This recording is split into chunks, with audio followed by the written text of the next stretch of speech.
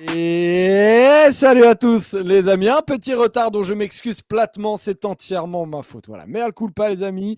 Bonjour à tous sur Twitch, c'est un plaisir de vous retrouver ce soir après le Grand Colombier. On se rejoint pour le débrief de la 13e étape du Tour de France par en roue libre. Victoire ce soir de Michał Kwiatkowski, et oui, au Grand Colombier. C'est une petite surprise, on va dire. Les échappés sont allés au bout. Et pour en parler, je retrouve Polo et Robin, le duo incroyable. Comment ça, mon Polo? Ça va très bien, Jeff. Une étape qu'on a regardée ensemble cet C'est vrai. après-midi. C'est rare, ça nous a rappelé notre jeunesse, l'époque où on ne travaillait pas en juillet, où on Le regardait chômage. Le ouais, le chômage. chômage, yes, c'était Le, cho- bien le chômage. le chômage, on l'a pas trop connu, on touche du bois, mais la jeunesse, on regardait le Tour de France ensemble tout l'été, donc c'était chouette. On a passé un très bel après-midi. Ouais, c'est vrai, c'était sympa comme tout. Comment ça va, mon Robin? Ça va très bien. Oh, tu dis petite surprise, Kwiatkowski qui gagne le Grand Colombier. Moi, je dirais grande surprise. J'ai vu les cotes, c'était vraiment pas prévu. Il n'y a pas que C'est toi qui vrai, as vu c'est les vrai. cotes, Robin. Je dis petite surprise parce que par exemple, Polo, ce matin, pendant la preview Winamax, disait attention les favoris, je fais attention quand même. On ne sait jamais, une petite échappée après Michał Kwiatkowski. C'est vrai que c'est pas le premier nom qu'on aurait lancé. Il gagne avec 47 secondes d'avance devant Maxime Van Riels, qui fait une très très belle étape. Le jeune Belge de la Lotto Destiny. Franchement, les Belges, vous régalez. Vous avez des sacrés talents, de sacrés jeunes. Et on va revenir tout à l'heure du coup sur leur superbe performance à tous les deux. Et de l'autre côté, un peu derrière, on a Tadej Pogacar qui a repris 4 secondes à Jonas Vingegaard, plus 4 secondes de bonif. Il était à 17 secondes du maillot jaune. Maintenant, il est à 8 secondes. Alors moi, je suis désolé. Là, j'ai un peu l'impression quand même que, je sais pas vous, mais qu'il joue à 1, 2, 3 soleil, en fait, Tadej Pogacar, où il doit faire un truc comme ça, je sais pas. Mais là, il se rapproche lentement, mais sûrement de Jonas Vingegaard. Mais pour le moment, il veut pas le passer. Et finalement, aujourd'hui, on a aussi vécu peut-être une, une étape comme au Puy-de-Dôme avec la victoire des échappés où Woods du coup avait gagné. Du coup, je vous pose la question tout simplement. Est-ce que vous avez aimé ce spectacle-là? Alors Robin, je vais te donner la parole et je vais me reconnecter sur Twitch. Polo, tu vas m'envoyer un token pendant que Robin répond à cette question. Est-ce que tu as kiffé ce spectacle? Et comme ça, je peux lancer un petit sondage sur le chat. Non, j'ai été déçu de l'étape du jour quand même, on va pas se mentir, de la même façon que j'avais été déçu du Puy-de-Dôme. D'ailleurs, il y en a qui précisent dans le chat, Pogacar reprend 8 secondes aujourd'hui, il est donc à 9 secondes au général, effectivement. J'ai été déçu parce qu'on attendait mieux, on attendait une bagarre entre favoris pour la victoire d'étape déjà, on en avait parlé ce matin avec Paul et j'étais à peu près certain que ce serait pour les favoris. Et d'ailleurs, en fait, ce qui est un peu absurde, c'est que autant au Puy-de-Dôme, les favoris avaient décidé de laisser filer et c'était assez clair, ils avaient laissé un quart d'heure et voilà. Autant là, ils ont perdu, mais ils n'avaient pas décidé de laisser cette victoire aux échappés. Ils se sont fait avoir en fait. Mais le plan de l'équipe UAE notamment, c'était d'aller gagner cette étape. Et je suis déçu parce que c'était clairement faisable, parce que je pense aussi que on aurait pu avoir un peu plus que 450 mètres de bagarre entre Vingegaard et Pogacar. Alors Vingegaard n'attaque pas, c'est logique, il est maillot jaune et puis il n'est pas dans la dynamique la plus folle qui soit. Mais Pogacar, lui, à mon avis, aurait pu faire mieux. Il met son équipe à rouler toute la journée. Il met toute l'équipe à rouler dans le col comme des brutes. Alors déjà, ils ont eu du mal à reprendre du temps sur les échappées, alors que je veux bien qu'il y avait des grimpeurs corrects à l'avant, mais Michał Kwiatkowski, c'est quand même pas un mec qui joue le général du Tour. Au début, c'était Quentin Paché qui était en tête et Marc Soler arrivait même pas à reprendre du temps sur Paché. Donc je trouvais qu'il y avait un petit problème. Et puis, quand tu fais rouler ton équipe comme ça faisait quand même pas mal de temps qu'on n'avait pas vu UAE rouler sur les étapes du Tour. Tu mets un peu tout le monde à la planche aujourd'hui, il faut qu'il y ait un résultat. Alors, on va dire au moins il reprend 8 secondes, ok, mais je pense qu'il y a quand même beaucoup mieux à faire. Déjà, si tu joues la victoire d'étape, si tu t'appliques un petit peu, la bonif, au lieu d'être de 4 secondes, elle est de 8. Et puis, si tu te bouges un petit peu pour aller reprendre les échappées et surtout attaquer plus tôt, si tu attaques à 1 km, 1 km 5 de l'arrivée, et Vingegaard, il a craqué, on l'a bien vu sur 400 mètres. Tu aurais pu ensuite juste creuser un Ouais, petit peu cet je écart-là. comprends. Je comprends. Alors, on vous a mis un sondage. Est-ce que vous avez aimé cette étape aujourd'hui? Pour le moment, c'est non à 55%. Donc, Robin, on comprend bien que tu as été déçu, notamment parce que UAE, qui semblait vouloir la victoire d'étape, finalement ne va pas la chercher. Paul, est-ce que cette bagarre, notamment dans l'échappée, fait que tu as vécu une étape un peu plus sympa que celle de Robin? Ouais, je serais moins dur que Robin, même si je partage un peu l'idée globale. Je vais me focaliser sur les trucs un peu cool. On s'était vraiment focalisé, toi et moi, Joseph, sur les trucs cata du Puy-de-Dôme. On s'était fait C'est un peu vrai? tomber dessus. D'ailleurs, je fais un mea culpa, à tous les gens de la région, qui m'ont envoyé des petits messages, et qui m'ont dit que j'avais été très dur avec le Puy-de-Dôme. Et surtout J'aimerais le bien député de la circonscription, quoi, qui a ouais, pas trop aimé. ouais, ouais, qui nous a envoyé un petit On a DM. reçu Non. des messages de Laurent Wauquiez. Mais aujourd'hui, on a eu quelque chose de cool, c'est cette espèce de bras de fer entre le Team UAE et cette échappée. Je donnais pas cher de leur peau quand, j'ai vu que le Team UAE maintenait à 1 minute 30. Ils ont fait une très belle montée et surtout une très belle descente, une très belle transition vers le pied du col et ça, j'ai trouvé ça très beau.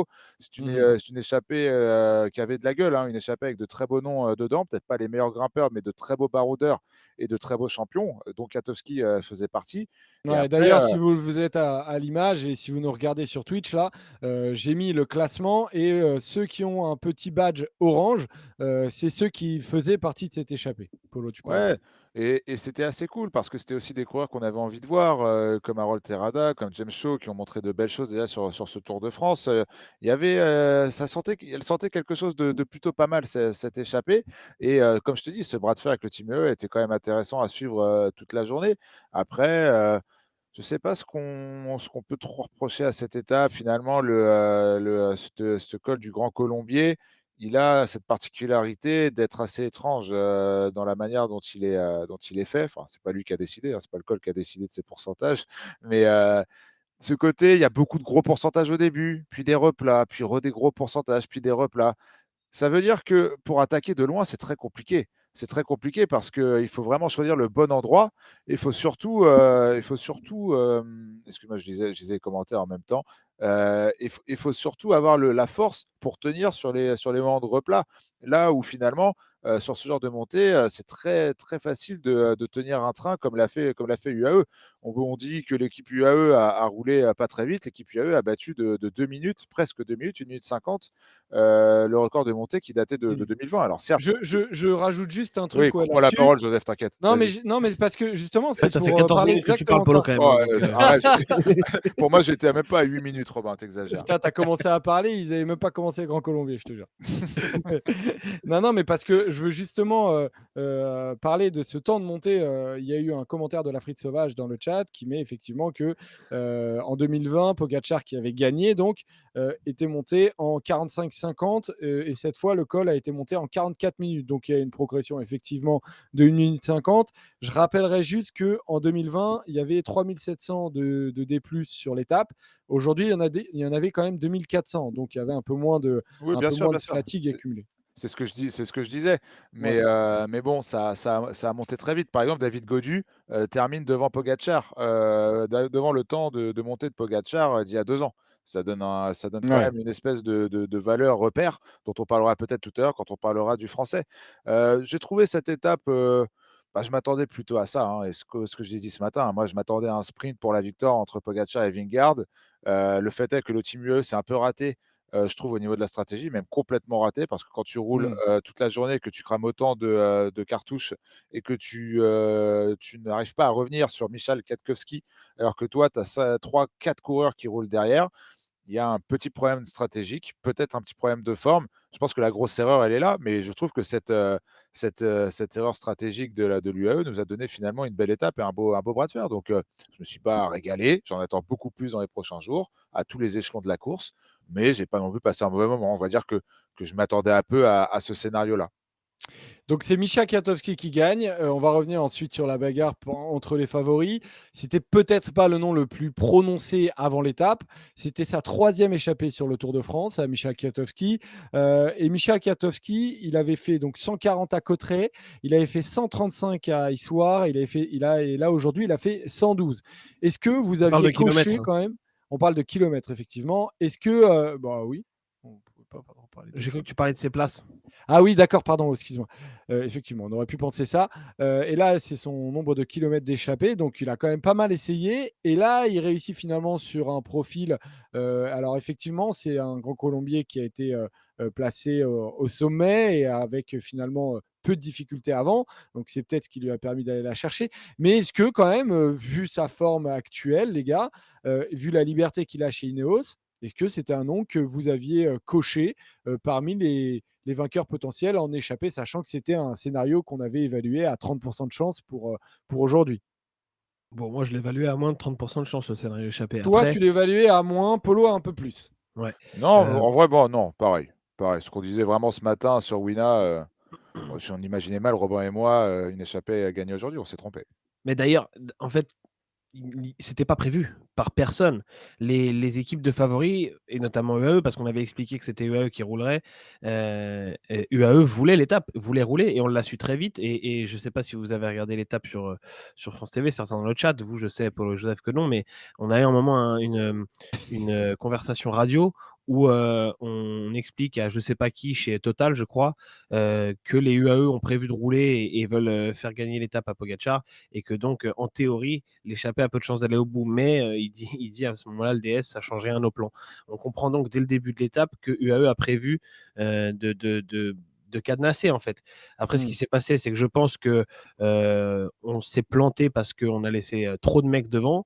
Et ensuite, on a laissé des mecs un peu trop costauds. Et ce qui fait que dans la côte, au lieu de rester à 2 minutes d'écart, la côte avant le Gros Colombier, au lieu que ça reste à 2 minutes, ce qui était parfait, c'est monté à 4. Et derrière, c'était juste trop d'écart pour pouvoir revenir.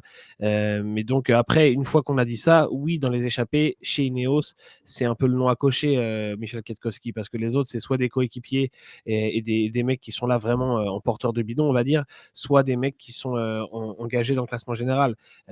Pitcock et Carlos Rodriguez vont pas partir en échappée. Bernal, honnêtement, je pense pas qu'il en ait particulièrement les jambes.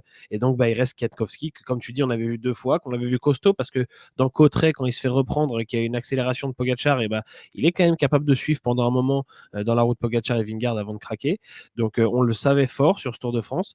Et puis, on sait aussi que c'est un coureur qui passe un peu partout, qui est capable de gagner sur plein de profils différents, que ce soit Milan-San Remo, que ce soit des Flandriennes, que ce soit des étapes du Tour montagneuses.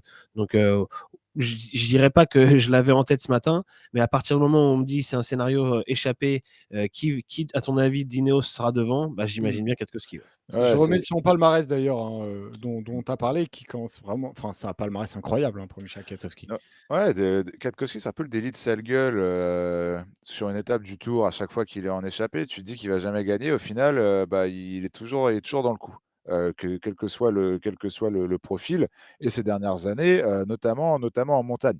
Il est affûté comme jamais, c'est un grimpeur, c'est devenu un grimpeur Kwiatkowski, durant ces grandes années, d'équipier, pour les grands leaders de la Ineos et de la Sky. Michel Kwiatkowski est devenu un grimpeur et ça, je pense qu'il faut qu'on se le mette vraiment, en tête. Quand Kwiatkowski part dans une étape, qui arrive, au sommet, Kwiatkowski a toutes ses chances de gagner. Il a en plus cette expérience, c'est un champion, immense. Le palmarès, on le voit sur ce que Joseph nous a montré, est un palmarès extraordinaire. C'est un coureur fabuleux, c'est un coureur attachant, c'est un coureur qu'on aime et qu'on a toujours envie de voir gagner. Alors, aujourd'hui, moi, j'avais pas envie de le voir gagner parce que j'avais mis des sous sur Pogacar et Vingegaard, mais ça, c'est un autre problème. Un problème que j'ai, récurrent depuis une semaine maintenant, c'est que les gens sur lesquels je mets des sous ne gagnent pas. Donc, je vais Ah arrêter là, de surtout parler. qu'on a mis Tadej Pogacar et Vingegaard sur le podium et il y en a un qui fait 3, l'autre qui fait 4. C'est vrai que j'avais oublié ça. En fait, ils étaient pas obligés Eh de oui, gagner. Ils étaient pas obligés de gagner. J'avais mais complètement non. zappé. Bah Si oui, tu c'est sais pour qu'ils ça que je suis croisent, devenu fou, moi. tu sais qu'ils reprennent Van Si, Riels. s'ils reprennent Incroyable. Van Vliet, c'est Ah, réglé. c'est la vie, les amis, il faut l'accepter. Après, s'ils Incroyable. mettent de l'argent, c'est un Enfin danger. bref, non, mais au-delà de Alors que ça, si ça avait été la cote Polo, que je pensais que c'était ouais, elle Pogacar était ou à Vingegaard sur le elle podium, ça passait. 1,08 la cote, Robin, hein, Ouais, je elle est sais, moins je pense que intéressante. je pense que tu y serais pas allé quoi qu'il arrive. Mais au-delà de ça, oui, si tu enlèves ces différents paris que tu fais et tes coureurs, à l'affect et bah, oui, Kwiatkowski, tu es content de le voir gagner aujourd'hui et je pense qu'il y a pas un fan de cyclisme aujourd'hui qui n'est pas content de voir Michel Kwiatkowski gagner. Donc c'est très beau, mais ça te donne aussi parfois des petites idées. Tu aurais bien aimé, que ce soit un Français qui fasse ça. Moi, j'ai l'impression et peut-être que je me fourvoie parce que c'est sur le moment, mais Mmh. que les Français n'arrivent pas à faire ça. Je sais pas, je dis peut-être une bêtise et peut-être que vous allez me donner plein d'exemples dans les chats de coureurs qui le font, qui l'ont fait, mais un coureur capable de bien gérer tactiquement, physiquement, une étape comme l'a fait Kwiatkowski aujourd'hui, Je ne sais pas. Je ne sais Alors, on pas. te J'ai pas cite l'impression de Latour l'avoir fait. justement, Polo, parce que Latour, toi, je sais que tu as Ah un mais vrai justement! regret aujourd'hui. Tu as C un vrai regret pour Latour aujourd'hui parce que ex tu penses qu'il aurait été capable. Tu me l'as dit avant l'émission. Exactement, et les gars dans le chat le disent bien, Punk Brio, il le dit. Il a clairement aujourd'hui raté le coche parce que je pense il pouvait la gagner cette course. Quand tu vois la montée du Puy-de-Dôme qu'il fait, quand tu vois l'adversité qu'il a aujourd'hui, et c'est encore une fois pas pour rien enlever à Terrada, à James Shaw, à Van Riel, c'est surtout à Kwiatkowski. Mais je pense que le Latour Bah, de ce surtout Tour de France, Terrada, lui enlève rien à Terrada, ouais, s'il te plaît. le Terrada, moi Ton gars, je Terrada. j'ai pas trop de, je trouve pas mon mot, bref, tant pis, ne parlons pas de Terrada. Mais pour Pierre Latour, Atome crochu avec Terrada, Polo. c'est une déception immense parce qu'aujourd'hui, au-delà du fait qu'il se tire une balle dans le pied c'est une balle de calibre 12, hein, qui se met dans le pied, directement, une balle de fusil de chasse, hein, même, allons-y gaiement. Il avait la gagne dans la jambe. C'est pas comme si l'échappée avait été reprise, c'est pas comme si, il y avait des coureurs beaucoup plus forts que lui, devant, avec qui il n'aurait pas pu rivaliser. Tu sais que ce Pierre Latour du Tour de France 2023 avait, la gagne potentielle dans les jambes. Alors est-ce qu'il aurait battu Kwiatkowski? Je suis pas sûr, hein, c'est pas une science exacte, mais c'est des regrets qui sont, éternels. Alors, c'est une expression un peu forte, mais je pense qu'il va avoir énormément de regrets ce soir, le Français. Il a lâché, vous le voyez l'image, vraiment dans une descente, alors comme vous le savez, il a une peur bleue, hein, des descentes, Pierre Latour, et là, en l'occurrence, dans la descente, à 38 kilomètres de l'arrivée, il a lâché des roues et quand ça va, vous voyez en bas à droite, à 74 km/h, quand on est tout seul derrière, on perd les roues et finalement, ça a été un des premiers à se faire rattraper, bien malheureusement. D'ailleurs, Misha Kwiatkowski, juste pour terminer là-dessus, il a mis une patate incroyable quand même. Quand il est revenu de nulle part, on n'imaginait pas qu'il allait revenir à 11 km de l'arrivée. Il a tout de suite réattaqué, il les a vraiment surpris. Et il n'avait plus gagné depuis l'Amstel. Alors, sur le World Tour, parce qu'il avait gagné sur son championnat national, et sur l'Amstel, où malheureusement il avait gagné devant Benoît Cosnefroy. Et il avait déjà gagné sur le Tour, sur la Roche au Faucon en 2020, mais c'était un autre genre de profil. Mais voilà, bravo en tout cas à Michel Kwiatkowski qui l'emporte. Passons au duel entre Tadej et Jonas. Le team UAE, du coup, a roulé toute la journée. Sur le Puy-de-Dôme, le peloton avait clairement montré que l'échappée pouvait aller au bout. Mais cette fois, en fait, UAE a roulé. Robin, tu as évoqué ça tout à l'heure. Tu as commencé à en parler, tu as donné ton avis. Paul, pourquoi, selon toi, UAE aujourd'hui a roulé? Voilà, je te pose la question de manière. Pourquoi? C'est assez simple, c'est une belle question. Moi, j'aime bien quand tu me poses des questions simples, Joseph. Bah oui, non, mais tu Pourquoi sais, après, c'est pas quand pourquoi ils la vont pas la chercher et qu'il y a un tempo en fait qui est médian dans le Grand Colombier, moi je me pose au parce bout que d'un moment la question, est-ce que véritablement ils voulaient prendre le, le risque d'arriver avec Vingegaard et de perdre les bonifs? Je sais pas, hein, tu vois. non, non, non, non, moi je pense que, en tout cas, c'est mon avis, et quand on écoute un peu les réactions de certains du team UAE et de leurs adversaires, aujourd'hui, le team UAE a joué et le team UAE a perdu. Le team UAE s'est vu plus fort qu'elle ne l'est, à vouloir contrôler la course, du début de l'échappée, jusqu'au pied du Grand Colombier. Le team UAE, pour moi, fait une erreur, à ce moment-là, en ne Mmh. laissant aux échappées qu'1 minute 30, et c'est à ce moment-là qu'ils grillent leurs meilleurs rouleurs, leurs meilleurs hommes de plaine. C'est à ce moment-là que ça se joue. Parce qu'après, quand il a fallu en mettre un coup, parce que l'échappée de devant était une échappée de costaud, était une échappée assez fleuve, mine de rien, le team UAE qui n'était que quoi, 4 à rouler, allez, peut-être 5, si on prend aussi le pied du Grand Colombier, c'est pas assez face à 20 coureurs, une petite vingtaine de coureurs hyper costauds. L'erreur, c'est que je pense qu'ils se sont vus un peu trop beaux. Ils se sont dit que l'échappée allait être facilement gérable. Le fait est que tu avais des excellents cyclistes à l'avant qui ont parfaitement géré leur effort, qui ont accéléré de manière un peu disparate dans la montée, mais qui a eu le mérite de faire gagner du temps à cette échappée. Et surtout, après, ils sont remis en ordre de marche pour arriver avec le maximum d'avance au pied. Et honnêtement, je n'espérais pas ce scénario, mais au pied, quand tu arrives avec 3 minutes 30, tu sais au moins qu'il y a un gars qui va résister pour aller au bout. Tu ne savais pas forcément qui, mais tu savais qu'il y a un gars qui allait aller au bout. Le team UAE a joué pour la victoire d'étape, ils voulaient cette victoire d'étape, ils pourront dire ce qu'ils veulent ce soir, et ils ont raté. C'est pas un aveu d'impuissance parce que je les ai trouvés quand même très solides, collectivement dans le dernier col. Mais quand même, ça fait un peu tâche parce que là, Mmh. tu te rates quand même dans de grosses proportions. Alors pas rien de dramatique pour son leader Pogačar et pour la suite Ouais, parce qu'il et reprend cet du objectif temps. du Tour de France, qui en plus reprend quelques secondes, sachant qu'il finit 3, Vingegaard finit 4, donc il prend 4 secondes de bonif. Il aurait pris les mêmes écarts en bonif s'il avait gagné et que Vingegaard faisait 2. Donc Ouais. à ce niveau-là, pas de souci. Juste, moi, je trouve que collectivement, il y a eu un petit raté quand même, de la part du team AE et ça leur ressemble pas et ça risque peut-être de donner des idées à d'autres équipes, dans les prochaines heures et les prochains jours.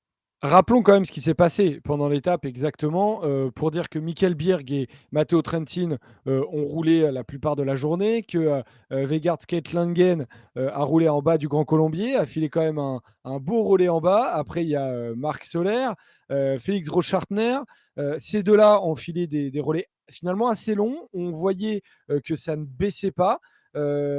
Adam Yates lui a carrément attaqué. Rafał Majka aussi a filé un relais, un peu plus court. Robin, est-ce que selon toi, c'était une question de jambes aujourd'hui chez le team UAE et collectivement, ils ont montré qu'ils ont tenté, mais que c'est les jambes véritablement qui n'ont pas répondu?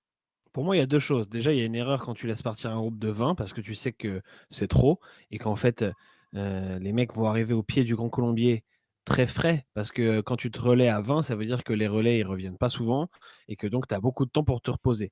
Donc c'est une échappée qui, en fait, c'est presque un mini peloton à 20. C'est une échappée où les mecs peuvent bien s'économiser alors que si tu as une échappée à 5-6, les mecs arrivent au pied au bas pardon, du Grand Colombier, ils sont déjà bien entamés. Là, c'était pas le cas. Et ensuite, je pense que cette équipe, il faut aussi se rendre à l'évidence, elle n'est pas si forte que ça. Parce que Trentin et Bierg, ils ont fait un boulot correct, ok, mais déjà, ils ont pris 2 minutes, ils ont perdu 2 minutes dans la montée avant le Grand Colombier et dans la descente, puisqu'ils étaient en train de maintenir l'échappée à 2 minutes et elle est passée d'un coup à Ouais, 4. à 2 Mmh. contre 17, c'est C'est logique, évidemment, oui, c'est oui, c'est logique. logique, Comme tu mais dis, la première erreur, c'est de laisser partir un si gros Mmh. groupe. voilà. Et ensuite, la deuxième chose, c'est tu l'as dit, il y a des relais de Großschartner, de Maïka, de Langen aussi au pied du Grand Colombier, qui font pas tellement baisser C'était l'écart. long Langen, c'était Bah oui, long. mais Je me suis dit: Et «Mais il va Solaire rester combien surtout. de temps?» oui, Et puis Solaire aussi, Soler exactement. aussi, non mais Mais Soler à la tous en limite, je fait. me suis dit: «À un moment, Großschartner, il va ça attaquer». dure 1000 ans aussi, hein. Mmh Et en mh. fait, ces mecs-là, faut se rendre compte que ils ne gagnent pas de temps face à des mecs qui sont bons grimpeurs. Et d'ailleurs, tu vois bien, c'est que dans le peloton, ils font lâcher personne. Ça n'a rien à voir en fait avec Kelderman qui accélère dans le Tourmalet. Et en fait, quand Kelderman il accélère, il reste plus que Kuss, Pogacar et Vingegaard. Mmh. Et Hindley qui tente de suivre un moment. Bah, là, en fait, quand Soler, Maïka, Großschartner accélèrent, ça fait pas très mal aux autres favoris. Et donc, si ça fait pas très mal aux autres favoris, ça veut dire qu'ils ont le niveau finalement de mecs un peu lambda. Et ça veut dire que dans l'échappée, il y a des Mikel mecs Lambda, potentiellement qui vont aussi vite qu'eux. pas Et donc, Mikel Lambda. c'est pour ça qu'un Kwiatkowski ou même un Paché et le groupe Shaw, Terrada et Van Riels ne perdaient pas de temps quand c'était les relais de Langen, de Soler, de Großschartner. Maïka a fait un peu baisser l'écart, mais pas beaucoup. Alors qu'on se rappelle de Maïka il y a encore un an ou deux, quand il mettait ses vrais relais, le dernier relais pour mettre sur orbite Pogacar, c'était quelque chose. Là, c'est pas le cas. Et il reste 15 mecs dans la roue. Donc ensuite, oui, il faut Adam Yates qui accélère. Et même Adam Yates, hein, il reste 6-7 mecs au moment où Adam Yates il accélère. Quand il attaque, ils sont 4, mais ensuite ça revient très vite. Donc moi je pense que cette équipe-là, elle est moins forte, quand même beaucoup moins forte, on le voit, que la Jumbo-Visma, parce que la Jumbo-Visma, bon pas aujourd'hui parce qu'ils avaient l'air un peu décimés, Mmh. mais en temps normal quand ils décident de rouler, tu le vois, tu te rends compte. Là tu avais l'impression qu'il y avait une équipe qui roulait, mais que ça faisait pas spécialement de dégâts. Non, mais c'est clair. Et en fait, ce Tour de France, il est fascinant, il est hyper intéressant parce que on se rend compte qu'aujourd'hui, le team UAE, bah, quand même, porte ses couilles et se dit, bon, bah, on va quand même la tenter collectivement. Passe quand même un tout petit peu à côté. Je vous ai posé une question hyper saignante pour team UAE. Est-ce que c'est une bonne étape ou une mauvaise étape? C'est vraiment pour essayer de comprendre. Si j'avais été tout à fait honnête, j'aurais sans doute mis une étape moyenne parce que vous auriez sans doute tous, la plupart, noté une étape moyenne. Là, pour le moment, c'est plutôt une bonne étape parce que Pogacar finalement reprend du temps. Mais la question inverse, les gars, aujourd'hui, la Jumbo, ils perdent 4 secondes par rapport à Tadej Pogacar, mais on a vu une Jumbo, hormis Sepkus qui a suivi l'attaque d'Adam Yates, notamment. Peut-être qu'Adam Yates a tenté de faire bosser Sepkus, ou alors de reprendre du temps en général, mais peut-être les deux en même temps. Mais au final, est-ce que c'est une si mauvaise étape aujourd'hui pour la Jumbo qui, j'ai l'impression, quand même Non, reposer du monde. non, et Christophe Laporte le disait plutôt bien à l'arrivée, en se moquant en plus un peu de la tactique C'est UAE. vrai, il s'est moqué?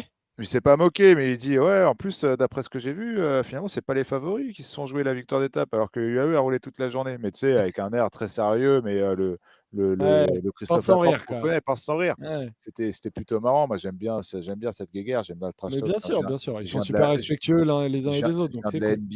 NBA. Non, Aïe! c'est une excellente journée, c'est une excellente journée de la Jumbo, elle savait qu'au risque, de jouer une victoire entre les favoris que, Pogačar battrait sûrement Vingegaard, au sommet, soit au sprint, soit avec quelques secondes de retard. Tu savais que tu avais ce petit débours-là, que tu allais le prendre. Tu gardes le maillot jaune, tu arrives, logiquement, en tout cas, toi, tu es persuadé que tu arrives dans des étapes et des configurations qui te conviennent plus.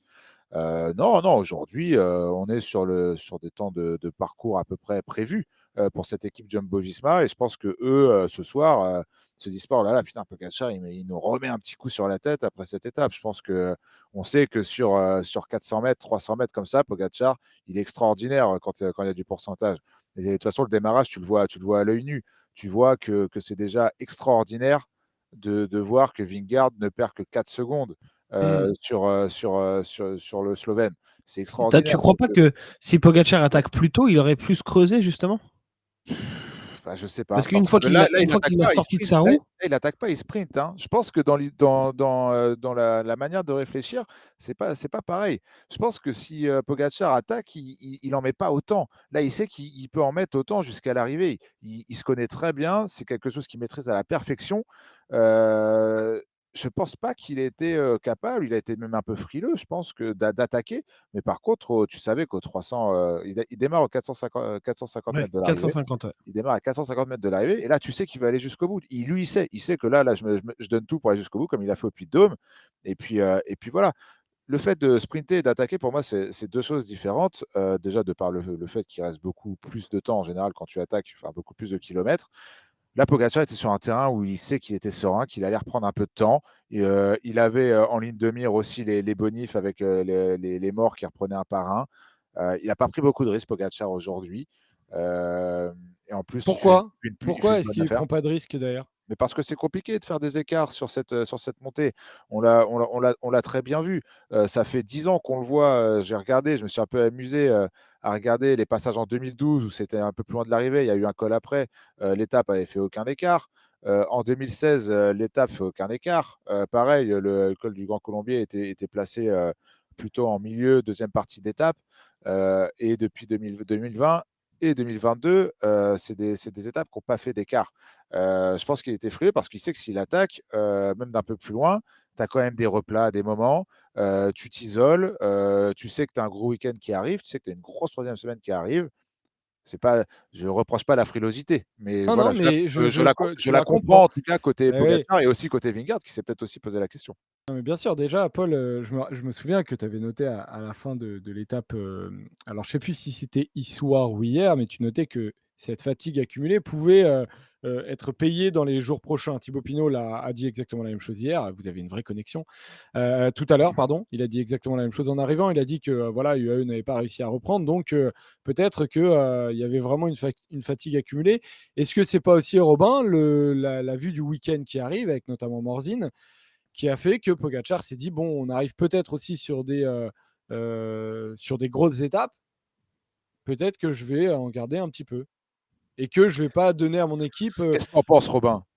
Peut-être, mais dans ce cas-là, il est pourquoi tu fou ce t'emmerdes à faire mec!» rouler UAE toute la journée? C'est ça que je comprends pas. À la Pour limite, pour si la Po bonif et la victoire d'étape.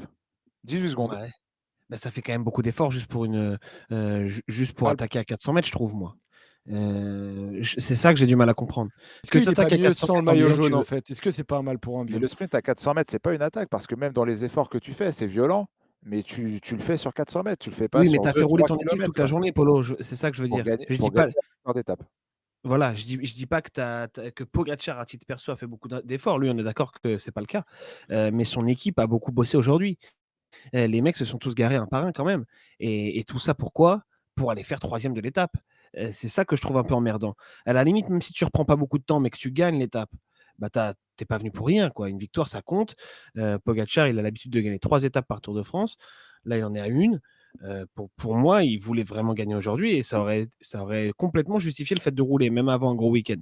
Là, peut-être que Poggi se dit je ne veux pas cramer trop d'énergie et faire une montée du Grand Colombier à bloc parce qu'il y a 2 étapes importantes qui arrivent. Ou peut-être Jumbo va enfin tenter un truc parce qu'il faut dire que Jumbo n'a rien tenté depuis le Tourmalet. Donc peut-être que Pogacar se dit ça, mais dans ce cas-là, fais pas rouler ton équipe, quoi. Ouais, bah, je pense qu'il joue comme je te dis, c'était ni plus ni moins que la victoire d'étape. Il sait que s'il visait la victoire d'étape, il chopait les bonifs. Il sait que si, même si, je pense que le projet, c'était de démarrer son sprint comme il l'a fait à 500 mètres, 450 mètres de l'arrivée, et voir un peu si Vingegaard est derrière ou pas. Mais l'objectif, c'était au moins de reprendre ces 4 secondes sur Jonas Vingegaard. C'est peut-être du gain de petit pour faire rouler ton équipe toute la journée. Mais il y avait aussi le côté victoire d'étape. On sait que c'est quand même quelque chose qui intéresse beaucoup plus un Pogacar qu'un Jonas Vingegaard, de lever les bras. Écoute, on verra comment ça se passe par la suite. Le seul risque pour le Team UAE, c'est d'avoir lâché beaucoup d'énergie aujourd'hui. On verra si c'est rédhibitoire pour les prochains jours. Moi, je ne pense pas. Je pense que si tu es le plus fort, tu n'as même pas forcément besoin de coéquipier. Voilà, maintenant, on va voir ce week-end qui est le plus fort entre Pogacar et Vingegaard. Stradri dans le chat pose une question, que Pogacar ait fait 3e et Vingegaard 4 d'un point de vue comptable, c'est quoi la différence? N'hésitez pas d'ailleurs à nous poser des questions comme ça s'il y a des trucs que vous ne comprenez pas, etc. Nous, à force de faire des émissions, on se dit que voilà, on peut parler de choses de manière sans revenir toujours sur les détails, mais n'hésitez pas s'il y a des trucs que vous ne comprenez pas, etc. On est là pour ça, vraiment essayer d'expliquer un maximum. Et en l'occurrence, là, il y a des bonifs qui sont donnés en plus du temps. Misha Katowski, en terminant premier, gagne 10 secondes au général, on lui enlève 10 secondes de son temps global. Maxime Van Riels, qui a terminé deuxième, on lui enlève 6 secondes. Et Tadej Pogacar, lui, on enlève 4 secondes. Et en fait, celui qui arrive quatrième n'a pas de bonus. Ça veut dire que Pogacar, aujourd'hui, sur le vélo, il termine 4 secondes devant Jonas Vingegaard. Et en plus, il prend 4 secondes de ces bonifs-là. Donc en tout, il reprend 8 secondes. Il reprend 8 secondes. Je crois que Stradri voulait dire que faire 1 ou 2 ou 3 et 4, ça change rien. C'est ce que disait Polo tout à l'heure. Il y aurait eu 4 secondes d'écart entre les deux en termes de bonif. Ouais. En revanche, ce que ça change, c'est que tu gagnes une étape sur le Tour de France et c'est pas négligeable. C'est ça, ce que je dis. Je pense que ça, c'est une vraie différence entre Vingegaard et Pogacar. Et c'est pas du tout un jugement de valeur. Mais je pense que c'est une vraie différence entre Vingegaard et Pogacar. C'est que je pense que Pogacar est un vrai aime lever les bras. J'ai dit est un vrai gagnant, mais Vingegaard en est un aussi. Hein. Tu n'es pas un gagnant si tu ne gagnes pas le Tour de France. Et il a gagné de belles étapes sur le Tour en plus, Vingegaard. Mais Pogacar aime lever les bras, il aime faire la course, il aime gagner les étapes. Et je ne suis pas sûr que Vingegaard soit. Voilà, il est beaucoup plus pragmatique, Jonas Vingegaard. Il gagne, mais quand il gagne, c'est parce qu'il arrive toujours à faire des écarts sur Pogacar. Je trouve que c'est pas la même chose. Encore une fois, c'est absolument pas un jugement de valeur, mais on a un vrai aspect pragmatique côté Vingegaard, là où Pogacar a vraiment envie de marquer de son empreinte et de ses victoires d'étape à chaque Tour de France auquel il participe. On se jette un œil au classement général.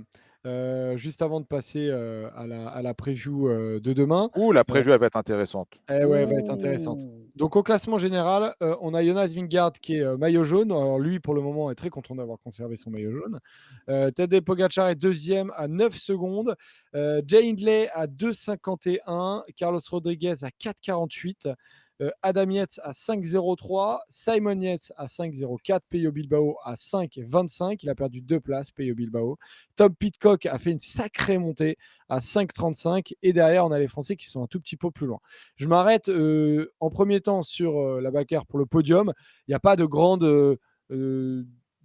enseignements à tirer aujourd'hui, les gars.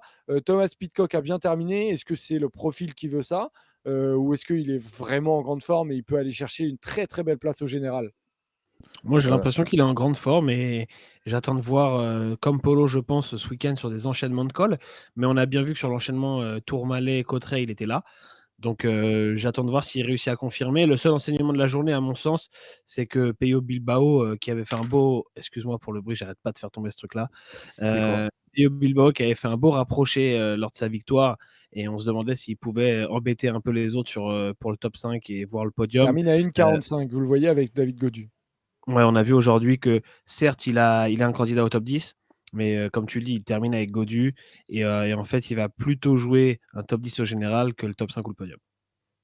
Ouais, Et bah, donc du coup, je Polo, partage l'avis. ouais. Je partage Et l'avis sur Tom Pidcock, excuse-moi Jo. non, non, non, vas-y. On compare souvent du coup et on va le faire de plus en plus, hein, je pense, les performances de Pidcock par rapport à celles de Carlos Rodriguez. Je suis pas surpris plus que ça sur, des courses de côte de voir un Pidcock, sur des qualités de punch, notamment sur les arrivées, arriver à prendre quelques secondes à Carlos Rodriguez. Je serais plus surpris s'il arrive à être encore devant son coéquipier espagnol demain. Mais encore une fois, il fait partie de ces coureurs qui ne cessent de nous surprendre à un échelon un peu moindre que Van Aert et Van Der Poel, mais on est dans cette veine de coureurs capables de tout faire et à qui on a envie de mettre aucune limite. Donc c'est quelque chose que j'ai beaucoup regardé aussi pendant ce week-end. Bon, on parle des Français, les gars. David Gaudu, il termine à 1,45. Il continue à perdre du temps. Romain Bardet, lui, à 3,25. Donc, ça commence à faire vraiment du très, très lourd au classement général. On va faire le point sur David Gaudu au classement général. Je vous l'affiche. Et David Gaudu, aujourd'hui, il est 9e à 6,52. Thibaut Pinot a perdu lui aussi du temps. Il est à 9,08. Et Romain Bardet à 9,33, même derrière Thibaut Pinot.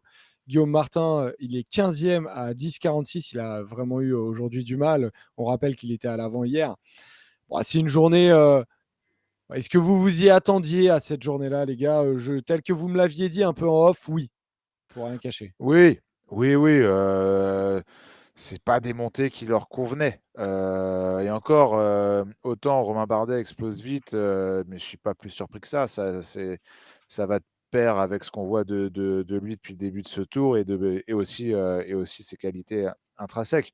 J'ai trouvé David Gaudu plutôt honnête, que ce soit sur la montée et aussi dans son discours qui n'est pas toujours le bon, je trouve, depuis le début du Tour de France, mais qui là avait le mérite d'être assez honnête en disant plusieurs choses intéressantes. Je suis à 100%, ça va 5 fois plus vite que sur Paris-Nice. Je peux pas faire mieux aujourd'hui. Je vais revoir peut-être mes objectifs qui s'éloignent. Voilà, j'ai aimé le discours de David Gaudu qui, pour lui, est à 100%, peut-être au niveau dans lequel il était l'an passé, mais il y a une plus grosse adversité, ça va plus vite devant. Et c'est aussi l'impression que j'ai un peu. Alors peut-être qu'on se trompe, peut-être que lui se trouve des excuses, mais j'ai plutôt envie d'être d'accord avec lui. Par contre, oui, là, il faut revoir les objectifs. Là, c'est terminé. Tu reprends encore une minute aujourd'hui. Tu es à 7 minutes, t'es à 7 minutes du classement général. Tu es très loin du podium.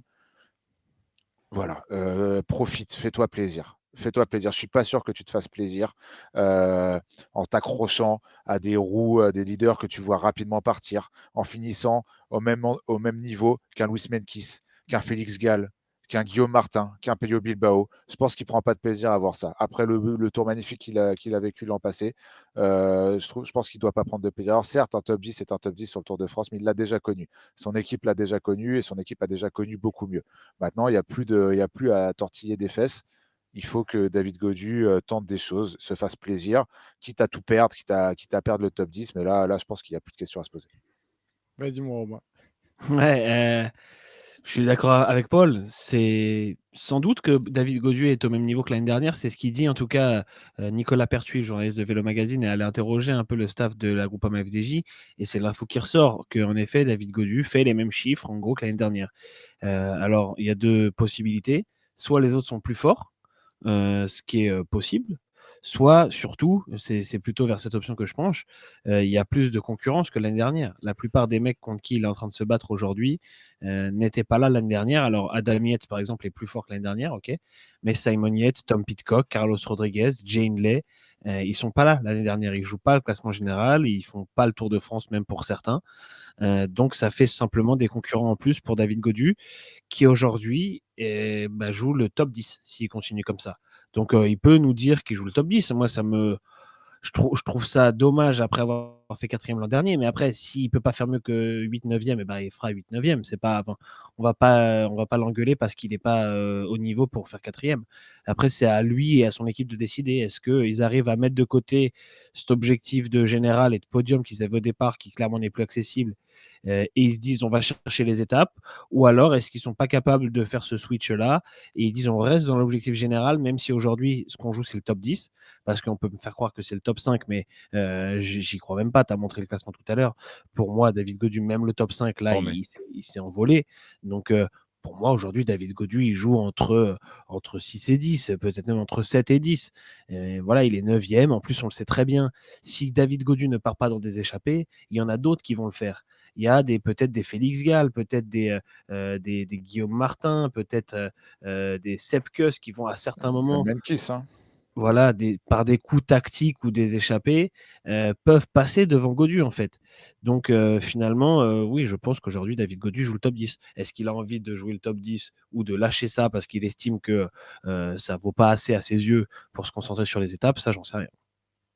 Gaudu est beaucoup moins fort que l'année dernière. Il est lâché dans des troisièmes catégories. Il y a eu un problème au printemps et ça a été géré n'importe comment avec les 3 DNF. Aller se reposer et se remettre Oui, tranquille, nous dit sur les Incognito. classiques, il a été malade, mais bon, ça, c'est le lot de beaucoup de coureurs. Aujourd'hui, regardez, on a peut-être le coureur le plus fort du Tour de France qui s'est cassé le poignet il y a 3 mois.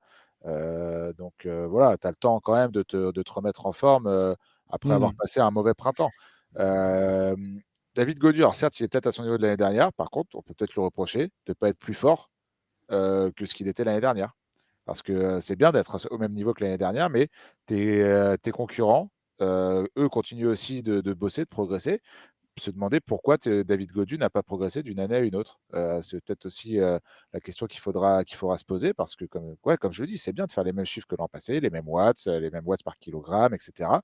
L'objectif, c'est qu'à 26 ans, tu as quand même encore une marge de progression qui est intéressante et c'est dommage de Mmh. perdre une année sans progresser. Mais, il a eu une année pas facile, je l'entends, notamment avec ce printemps compliqué, mais c'est peut-être des questions qu'il faudra se poser pour l'année prochaine. On passe à la preview de l'étape de demain, les amis. L'étape 14, du coup, on en regarde le profil. On parle de Annemasse et on arrive du côté de Morzine, donc 4200 mètres de dénivelé cumulé. Et donc, on va passer par tous ces cols, le col de Saxel, le col de Cou. Et attention, ce n'est pas des cols faciles. Le col de Saxel, c'est dès le début. Et ça, quand on démarre dès le début par un col qui fait du 5 de moyenne, ça a tendance vraiment à fatiguer énormément. Il y a 151 bornes en tout demain. C'est finalement pas énorme, mais vu le dénivelé, ça fait beaucoup. Le col de Cou, c'est 7 km à 7% de moyenne. Donc, il y a vraiment des passages c'est une horreur aussi. Le col du Feu, c'est 6 km à 8% de moyenne, donc imaginez les pourcentages qui sont présents. Et ensuite, du coup, on aura en enchaînement l'enchaînement de la fin avec le col de la Ramaz.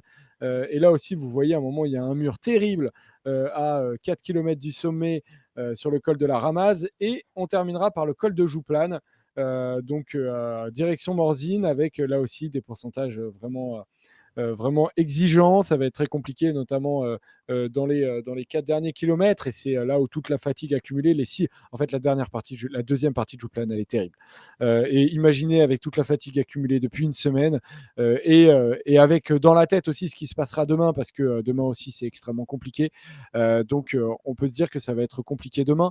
Je vais aller directement sur les questions tactiques, les gars. On a vu le classement général.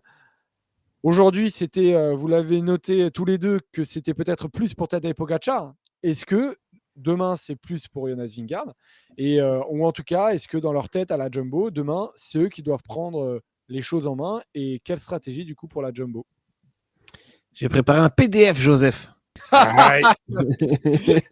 Tu me régales. À la fin de cette Régale-moi, étape, Pogacar aura le maillot vert. Voilà le PDF de Ah Robin.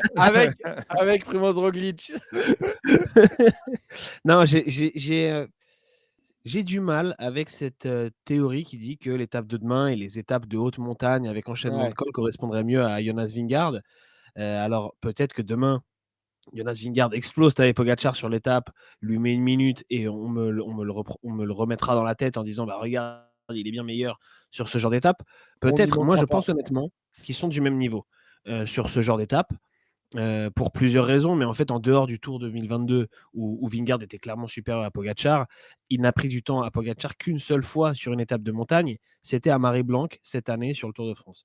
Sinon, ça n'est jamais arrivé et on oublie complètement du côté de Pogacar les étapes du Grand Bornand ou de Tignes sur le Tour 2021 où il met à 3 minutes 50 à Vingegaard en 2 étapes et c'était des étapes avec des enchaînements de cols, c'était des étapes avec des arrivées en altitude. À Tignes, on était à plus de 2100 mètres d'altitude.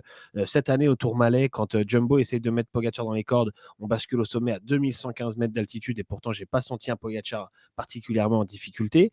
Et finalement, j'ai l'impression qu'il y a une parenthèse du Tour 2022 sur laquelle on baserait toutes nos analyses concernant Jonas Vingegaard, comme si ce Tour-là donnait la vérité éternelle.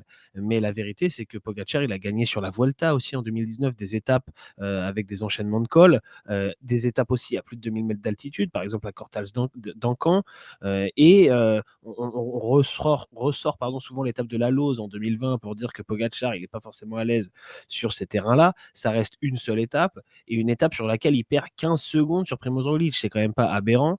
Et en J'ai plus, mis c'est d'ailleurs, Pogacar. tu sais ce que je t'ai envoyé, Robin, ce matin, parce que tu m'avais évoqué ça, justement, les Ouais. confrontations, et tu avais cette sensation-là.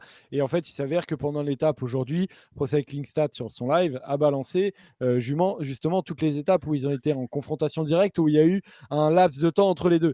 Et donc, du coup, colonne de gauche, Alors vous ça, c'est avez. les 20 dernières. Il y en a quelques autres en plus. Voilà, c'est ça. Et Ouais. c'est les 20 dernières, mais colonne de gauche, vous avez Jonas Vingegaard qui gagne du temps. Et à droite, vous avez Tadej Pogacar qui gagne du temps. Donc, Et donc, juste pardon, je pour voulais pas finir, afficher, je suis idiot. Voilà, je vous affiche évidemment le truc. Je pensais qu'il était à l'écran. Désolé, Robin, tu peux continuer. j'ai presque Basé fini. là-dessus. Pour la Lose, qu'on prend souvent comme un exemple de Pogacar qui serait pas aérien sur ce genre d'étape, c'était il y a 3 ans. C'était un Pogacar beaucoup plus jeune, moins expérimenté et Ouais, selon moi moins fort. À cette mais époque-là, il y Robin, a des mecs. tu pars d'un Pogacar moins expérimenté en parlant du col de la Lose et tu prends comme exemple le duel Pogacar-Vingegaard de De cette même année-là, avec un Vingegaard qui, de si, 2021, oui. Tu as voilà, raison. C'est un des arguments à mettre choisit un à peu l'actif. tes angles d'attaque, si je peux me permettre. C'est un argument à mettre au crédit de Jonas Vingegaard, c'est que lui aussi a progressé depuis Et 2021, où il s'était fait laver par Pogacar. Mais Pogacar, depuis la Lose, à la Lose, il y a des mecs comme Uran et Lopez qui sont à moins d'une minute de Pogacar au classement général. Est-ce qu'on imagine le Pogacar actuel, même si on prend les Lopez et Uran de l'époque, est-ce qu'on imagine les Uran et Lopez de l'époque batailler avec le Pogacar d'aujourd'hui? Non. Le Pogacar d'aujourd'hui, il met Lopez, ces je sais mecs-là à pas, ça 3-4 minutes. dépendait sous quoi il était. ouais. Ouais. Mais bon, voilà, du coup, j'ai l'impression un peu que l'étape du Granon de l'année dernière a donné un statut et une réputation à Vingegaard, qui est certes un excellent grimpeur, mais en fait, moi, j'estime qu'ils sont au même niveau sur ce genre d'étape. J'estime pas qu'il y en a un qui est plus avantagé que l'autre. Et j'ai l'impression que cette réputation, elle est même rentrée dans la tête de Vingegaard, qui nous dit lui-même, il y a des étapes qui me conviennent mieux qui arrivent. Ouais, bah, Vingegaard, de toute façon, sur le discours, il est obligé de dire ça parce que, comme on l'a dit, l'avantage psychologique est côté Pogacar. Moi, j'aime faire l'avocat de Vingegaard, hein, même si je suis plutôt un supporter de Pogacar dans ce duel, je l'avoue. Enfin, je veux qu'il y ait un duel. Voilà, moi, je veux qu'il y ait un vrai duel et que Ah bah là, il y le en a meilleur. un, il est C'est incroyable. ça. Mais si je voulais que la pièce tombe d'un côté, j'aimerais qu'elle tombe du côté de Pogacar. C'est mon avis. Mais j'ai quand même me faire l'avocat de Jonas Vingegaard, parce que tu cites la Lose. Pour moi, tu oublies aussi Otakam. Tu oublies un peu le Ventoux aussi de 2021. Et voilà, je trouve que tu Takam as. Polo, on est juste sur un Pogacar qui a essayé depuis 2 semaines de mettre Oui, des attaques dans tous les sens. Il est C'est cramoisi. sur le tableau, le Hautacam, c'est 1,04, les gars. Donc Tour de France, étape 18. Et le col du Granon, c'est 2,51. Et donc, c'est effectivement à ce moment-là que, en altitude, Tadej Pogacar avait effectivement explosé. Est-ce que c'est pas ça, en fait, qui a peut-être retenu du col du Granon avec. C'est peut-être l'altitude plus que les pourcentages, en fait, et de non, col mais long. Je sais pas. ce qui est intéressant sur le Tour de l'an passé, et là je rejoins un peu Robin, c'est que, les performances de Pogacar en haute montagne face à Vingegaard sont un peu biaisées par la stratégie de course, qu'il y a eu, que ce soit sur Ouais. l'étape pendant l'étape du Granon et que ce soit sur toute la durée du Tour de France pour arriver à Hautacam avec un Pogacar qui était rincé, qui a 2 doigts de se foutre en l'air, bah, qui se fout en l'air, hein, d'ailleurs dans Dans la la descente descente, juste ouais. avant.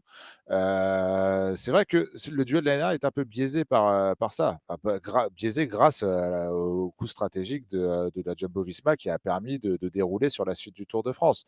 C'est vrai que si on essaye de regarder des duels, c'est plus compliqué parce qu'on n'a jamais eu Pogacar et Vingegaard à leur même époque en termes d'expérience et en termes de pic de forme, de presque Mmh. prime entre guillemets.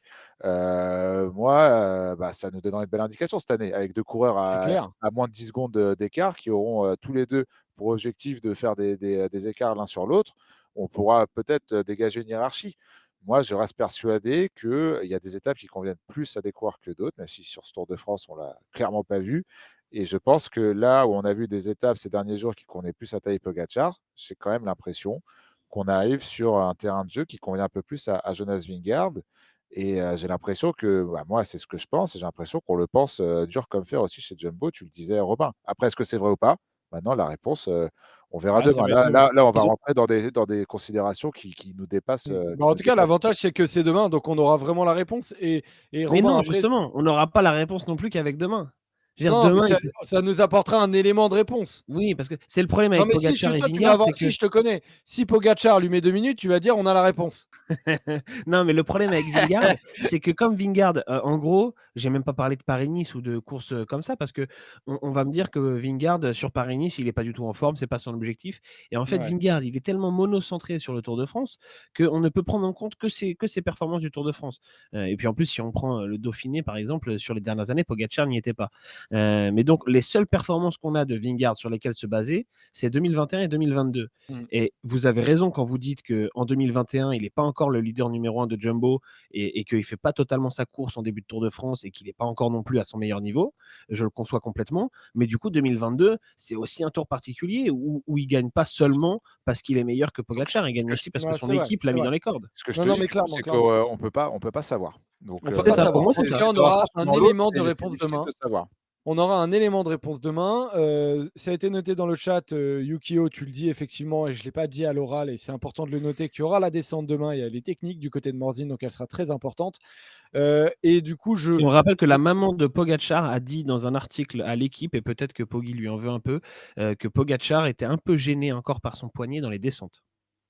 Ouais, que ce soit voilà. physiquement et dans la tête aussi, hein, je pense. Bah, Parce que forcément, j'imagine. tu abordes pas les mêmes descentes, Pogacar, un coureur qui transpirait la confiance dans tout ce qu'il faisait, notamment dans les descentes, mais voilà, il y a eu cette chute sur le Tour de France, il y a eu cette chute cette année, sur le Tour de France 2021, il y a eu cette chute cette année sur Liège et cette C'est année, peut-être je qu'il l'ai pas sait trouvé aussi que s'il retombe sur le poignet, c'est mort. ah oui, je l'ai pas trouvé impérial dans les descentes que je l'ai vu faire Pogacar, c'est aussi peut-être une donnée à prendre en compte. Oui, le dénivelé est faux sur le template que j'ai fait, c'est 4200 évidemment. Parce que si c'est 2400 là, c'est pas très haut. Voilà, je me suis trompé. Du coup, bah, vous avez un peu, répondu ou je sais pas si vous avez vraiment répondu. J'ai pas l'impression en fait que vous avez répondu. Si vous êtes DS de la Jumbo demain, qu'est-ce que vous faites? Moi, j'attends de voir ce que va faire Jumbo parce qu'ils sont dans une situation défensive, j'ai l'impression, quasiment tous les jours. Sauf que petit à petit, Pogacar refait son retard. Et en fait, je me demande jusqu'à où c'est tenable cette stratégie.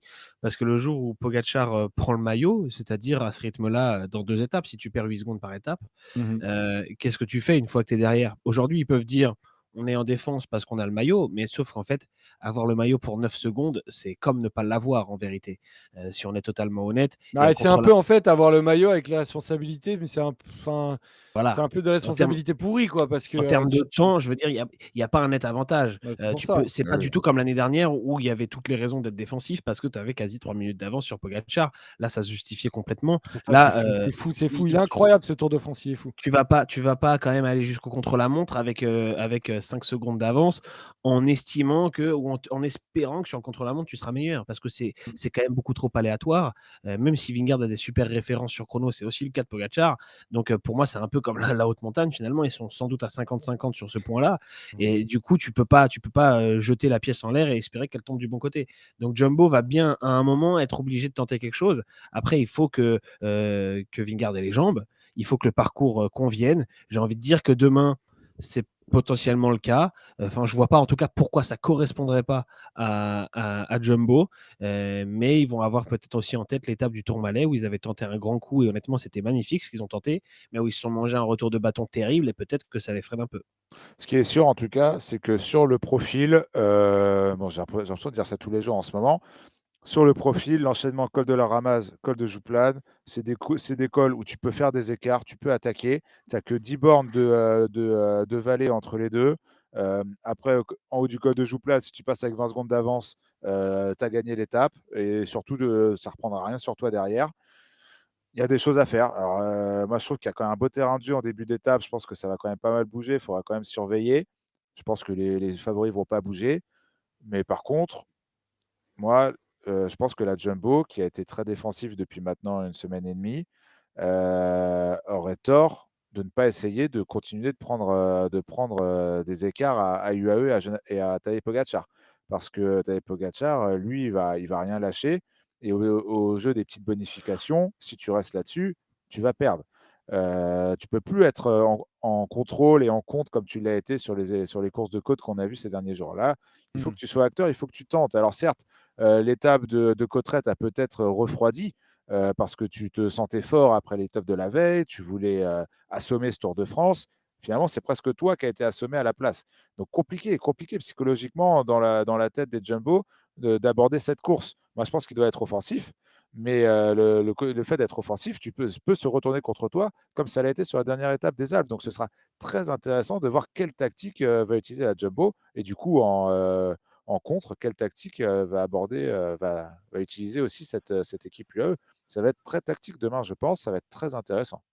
Ouais, non, c'est clair que ça va être très, très intéressant et après effectivement, on imagine, que beaucoup de coureurs tenteront de prendre l'échappée sans assurance qu'elle aille au bout, mais on aura évidemment des coureurs qui sont membres du classement général, du classement général un peu lointain, hein, je veux dire, c'est-à-dire des mecs comme Guillaume Martin, Félix Gall, Louis Mentis, peut-être qu'ils tenteront, ils verront s'ils ont un ticket de sortie, s'ils ont la possibilité, même si ça risque quand même d'être un peu casse-gueule demain.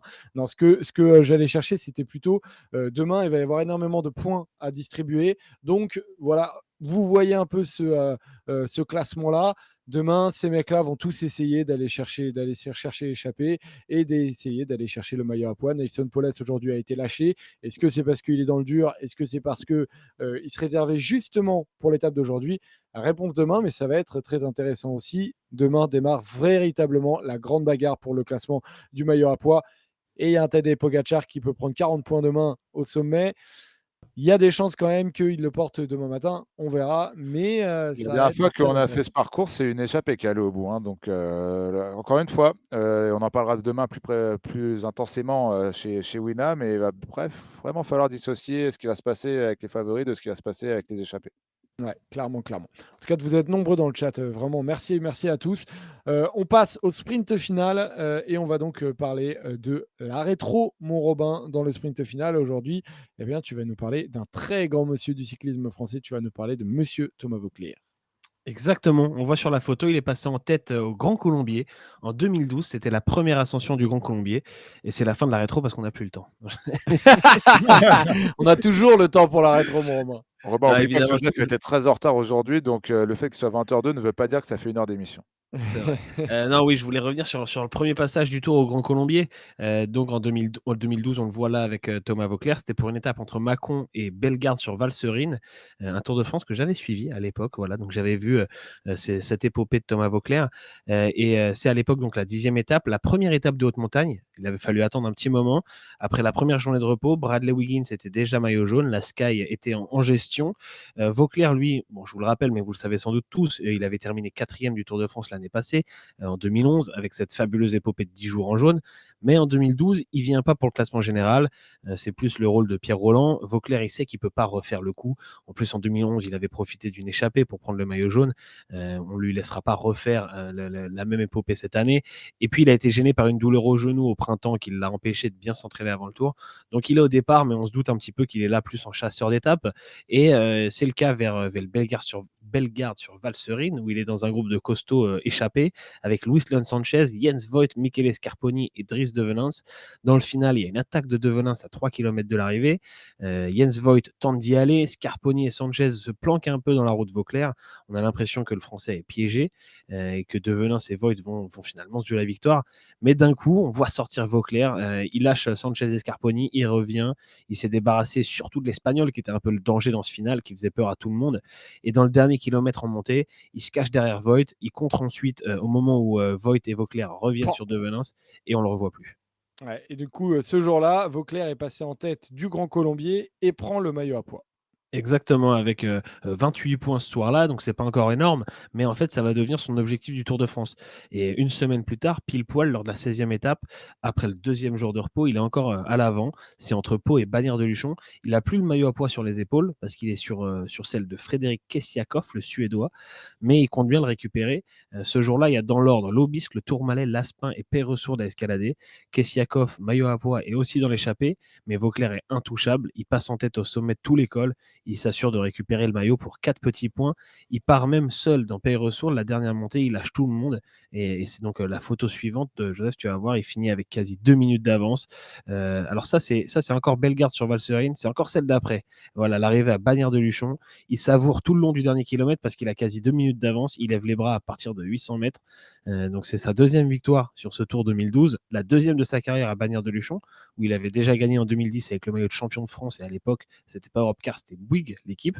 Et donc le lendemain, vers Péragude, il a que 4 points d'avance au classement de la montagne. Donc il repart dans l'échappée pour se bagarrer, encore une fois avec Kessiakoff, mais il le domine, il prend les points de la montagne sur les cols, les premiers cols de la journée. Il assure son maillot à pois ce jour-là. Et voilà, il l'avait jamais vraiment joué, ce maillot, mais on le sait, c'est le maillot le plus populaire presque sur le Tour de France, encore plus quand c'est un Français qui le porte. Donc ça accentue encore sa cote de popularité. On est un peu en pleine Vauclair mania, on disait à l'époque. Et puis c'est aussi la seule fois qu'il remporte 2 étapes sur le même Tour de France. On peut dire que c'est un peu la fin de sa grande période, même si à l'époque on ne le sait pas encore, puisqu'après ça il fera encore 5 Tours de France, mais il gagnera plus une seule étape et il sera plus non plus placé ni au classement général ni pour le classement de la montagne. Donc voilà, ce maillot à pois qui va ramener à Paris en 2012. Et la grimace, vous la réclamiez, la voilà. Exactement. Voilà son dernier fait d'armes sur le Tour. Et après, il deviendra un petit peu moins acteur. Ouais, effectivement. Mais bon, il a laissé quand même des souvenirs absolument mémorables. Et merci beaucoup. Et comme dirait Thomas Vauclair, désormais, la route se partage, les amis. Voilà, ça, c'est important. Merci, mon Robin, d'avoir évoqué le grand Thomas Vauclair dans ce Merci, sprint les gars. final et dans cette rétro. J'ai pas de temps pour un petit qui suis-je, les amis. Je voulais juste te dire un petit mot. Allez regarder la fin de la finale du championnat du monde U20 de rugby, les amis. Il y a les Français qui sont en finale contre l'Irlande. En ce moment, c'est la deuxième mi-temps, c'est sur l'équipe. Allez vous régaler parce qu'on est en train de gagner 31-14. C'est la 48e minute de jeu et on va peut-être être champion du monde pour la 3e fois et on va revenir à hauteur des horribles Anglais. Donc on va espérer d'aller les chercher. C'est vraiment encore une génération d'heureux. On est en train de tordre les Irlandais qui sont à 14 en plus. Donc ça, c'est du plaisir. Voilà. Le vélo et le rugby, je sais qu'il y a des grands atomes crochus. Donc véritablement, je vous invite à aller voir cette jeune génération parce que je vous assure que dans 2-3 ans, vous allez les voir avec Léa et vous allez vous régaler. Vous allez pouvoir briller en société. Voilà. C'est bien de niquer les Irlandais. Ils nous ont niqué aux 6 Nations. Ils nous ont niqué chez les seniors. On les nique chez les jeunes. Et on les niquera à la Coupe du Monde. On espère ça. On peut les Allez les Bleus. Allez les Bleus. Allez les Bleus. Exactement. Allez les Bleus demain aussi. On espère. Bien évidemment quand même. Allez les Bleus toujours. Allez les Français. Mais l'épopée, putain, quand bravo Papache Belges, attaque à 17 km de l'arrivée, Papache. Ah Il avait oui. de bonnes jambes, Papache, mais merde quoi. Fais-toi un peu oublier. Bon, au moins il y a eu du panache. Ah, Et il est au moins sorti fort. on a vu le beau maillot contre la FDJ. Il a fait kiffer. Il a eu une blessure. Il est tombé salement hier. Papache, il se dandine quand même. Ouais, il nous a fait kiffer, Papache. Ah non, il a fait kiffer. Je pense qu'il n'aurait pas vraiment pu gagner à la pédale. Donc Non. au moins, c'est pas mal ce qu'il a fait. Merci à tous d'avoir été présents. On se retrouve demain à 19h, bien évidemment, en live sur Twitch, comme tous les soirs pendant ce Tour de France. Et demain, on se retrouve à 10h sur la Winamax TV. C'est bien à 10h, les amis. On passe pas encore à 11h. Non, c'est 10h. C'est 10h. Jusqu'à mardi 11h. Voilà, parce qu'il y a Wimbledon. Donc, merci à tous de nous avoir suivis. Je vous souhaite une excellente soirée, Polo et Robin. Et je vous souhaite une excellente soirée, bien évidemment, à tous les rollers. Ciao, ciao. Merci, ciao. Bisous.